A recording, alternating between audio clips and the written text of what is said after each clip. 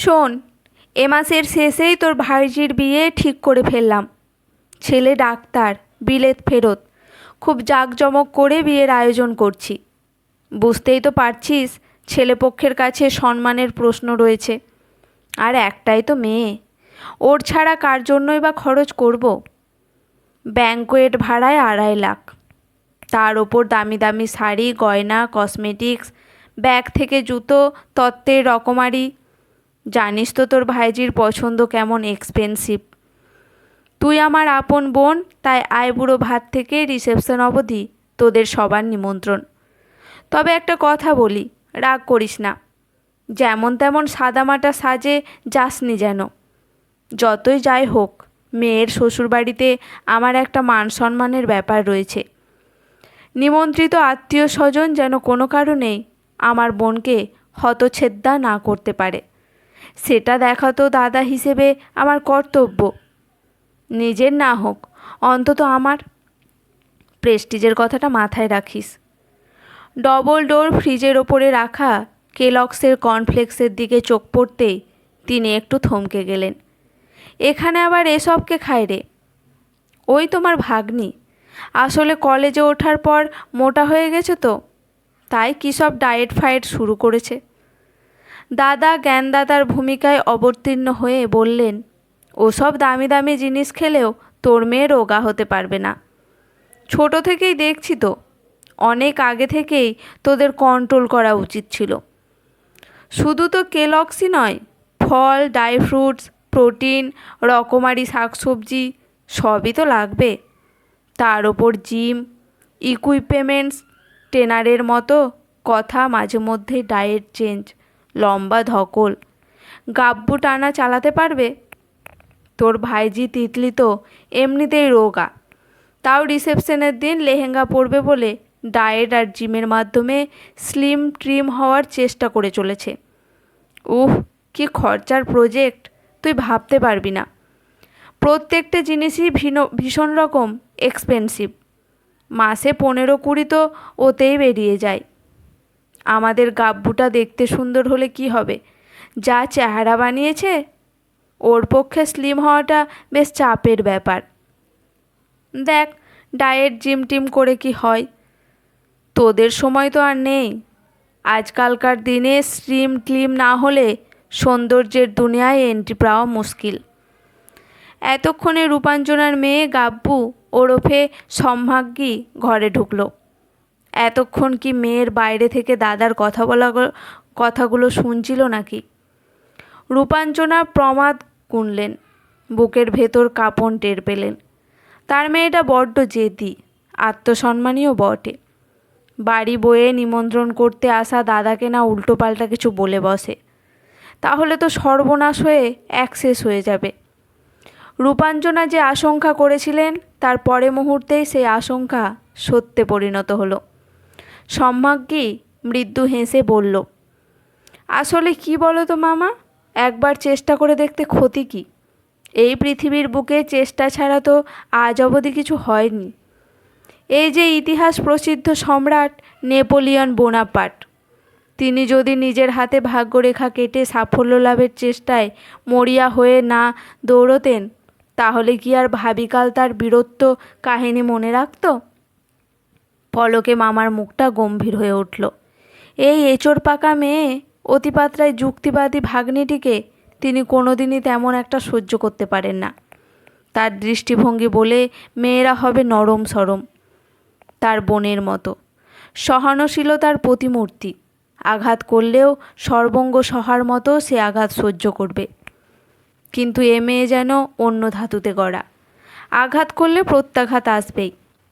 মুখটা কালো করে বললেন, তোরা সবাই মনে করে আইবুড়ো ভাতের দিন থেকে চলে যাস। সৌমেন তো এখন অফিসে, ওকে আমি আসার পথে ফোন করে দিয়েছি।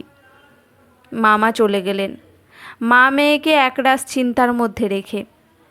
অফিস থেকে সৌমেন বাড়ি ফিরতেই তিনজন মিলে বসা হলো গিফট কেনা, নিজেদের পোশাক আশাক, জুতো, cosmetics, jewellery, extra etcetera budget নিয়ে। তা সৌমেন এবারে সাধ্যের অতিরিক্ত যোগান দিলেন। সেই 2.5 লাখই বিয়েবাড়ি খাওয়ানো হলো।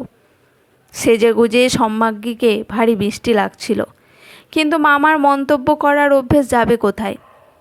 ভারী চেহারায় ডিজাইনার সালোয়ারের সঙ্গে পায়ে গোল্ডেন স্টিলেটে পড়েছিল সম্মাজ্ঞী। রিসেপশনের দিন তাকে দেখে মামা হঠাৎই অলটপা মন্তব্য করে বসলেন, এই চেহারায় শেষে কিনা তুই পেন্সিল হিল পরে বসলি, একটু তো খেয়াল রাখবি, বাস থেকে নামতে গিয়ে উল্টে পড়লে তুলবে কে? আর শোন, জমিয়ে খাস, তিতলির মুখে শুনেছি ছেলের বাড়িতে জাম্পেস আয়োজন করেছে, ওখানে আবার ডায়েট ফায়েট করতে যাস না, ডায়েট করে আওদিকে কোনো লাভ হয়? রোগা তুই এই জীবনে আর হবি না। সেই প্রথমবারের জন্য আত্মসম্মানী মেয়েটা ঠোঁট চেপে চুপ রইল, আর মনে মনে ঠিক করলো যেভাবেই হোক রোগা সে হবেই। মায়ের সঙ্গে আলোচনা আগেই সেরে রেখেছিল। তিতলির বিবাহ পর্ব শেষ হতেই বাড়ির সামনের জিমে জয়েন করলো। নিজের ডায়েট চার্ট নিজেই বানালো। প্রথম দিকে রূপাঞ্জনা বিশ্বাস করতে পারেনি সত্যি গাব্বু কোনোদিনও রোগা হবে। বংশগত মোটার ধাত বলে কথা।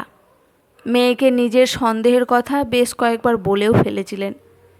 সম্রাজ্ঞী মাকে কোনো উত্তর দেয়নি। দাঁতে দাঁত চেপে নিজের লক্ষ্যে স্থির থেকে পার করেছে একের পর এক হার্ডল। আসলে লড়াইটা তোর নিজের সঙ্গে ছিল, গাব্বু থেকে সম্রাজ্ঞী হয়ে ওঠার লড়াই।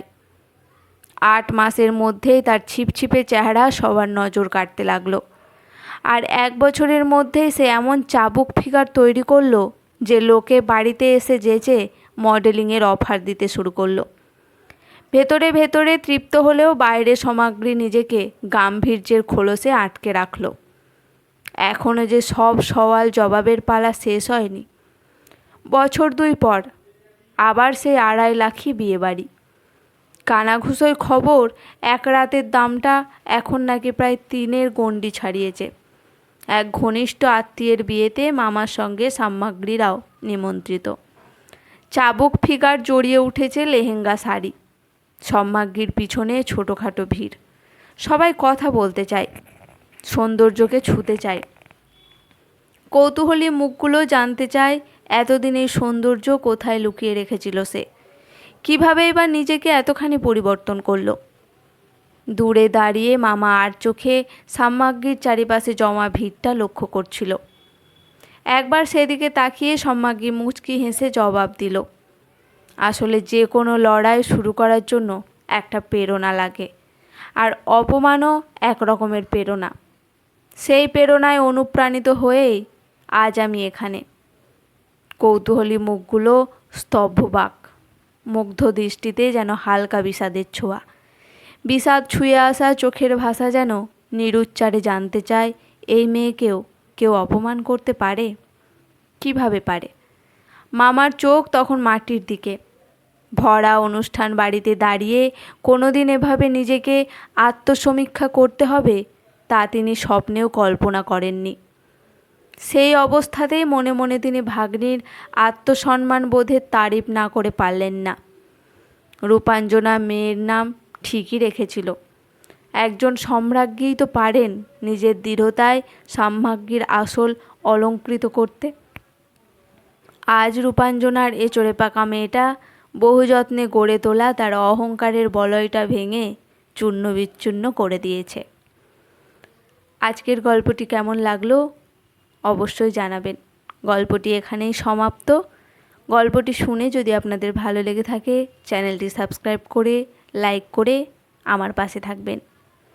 ধন্যবাদ।